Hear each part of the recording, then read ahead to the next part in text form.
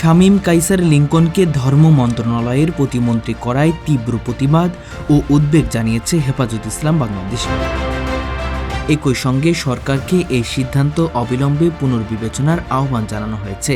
তবে এই নিয়োগ এবং এর বিপরীতে হেফাজতের তাৎক্ষণিক প্রতিক্রিয়া নিয়ে দেশের সচেতন নাগরিক সমাজ, রাজনৈতিক বিশ্লেষক এবং সামাজিক যোগাযোগ মাধ্যমে সাধারণ মানুষের মাঝে ব্যাপক আলোচনা ও নেতিবাচক সমালোচনা তৈরি হয়েছে। বিশ্লেষক ও নেটিজেনদের একটি বড় অংশের মতে ধর্ম বিষয়ক মন্ত্রণালয়কে হেফাজত ইসলাম মূলত তাদের নিজস্ব একক নিয়ন্ত্রণ ও প্রভাব বলয়ের ক্ষেত্র মনে করে।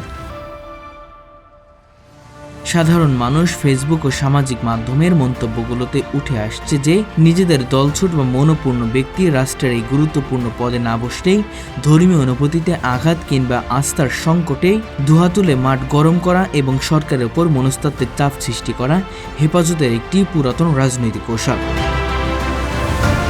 সচেতন মহলের মতে নতুন ধর্ম প্রতিমন্ত্রী কমই ধারার বাইরে ভিন্ন মতাদর্শনে অনুসারী হওয়ায় এবং আধুনিক চিন্তাধারা পোষণ করায় তাকে লা মাযহাবী ব্যাখ্যা দিয়ে যেখানে অপসারণের দাবি তোলা হচ্ছে তা মূলত ভিন্ন মতের প্রতি চরম ধর্মীয় অসহিষ্ণুতা এবং তাদের সংকীর্ণ মানসিকতারই বহিঃপ্রকাশ।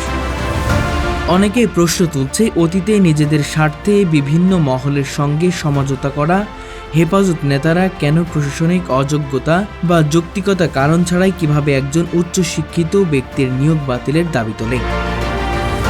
নাগরিক সমাজের স্পষ্ট বক্তব্য, একটি বহুতত্ত্ববাদী ও আধুনিক গণতন্ত্র রাষ্ট্রে কোনো মন্ত্রণালয়ের সিদ্ধান্ত বা নিয়োগ প্রক্রিয়া কোনো একক ধর্মীয় সংগঠনের ডিরেকশনে বা ব্ল্যাকমেলে নির্ধারিত হওয়া উচিত নয়, বরং কাজে দেখার আগেই কেবল অন্ধ বিরোধিতার খাতিরে কোনো ব্যক্তিকে বাতিলের চেষ্টা করে হেফাজত ইসলামের একচোটি আধিপত্য বিস্তারের বিবেচনা সুবিধাবাদী চরিত্রকেই জনগণের সামনে আবারও উন্মোচিত করছে।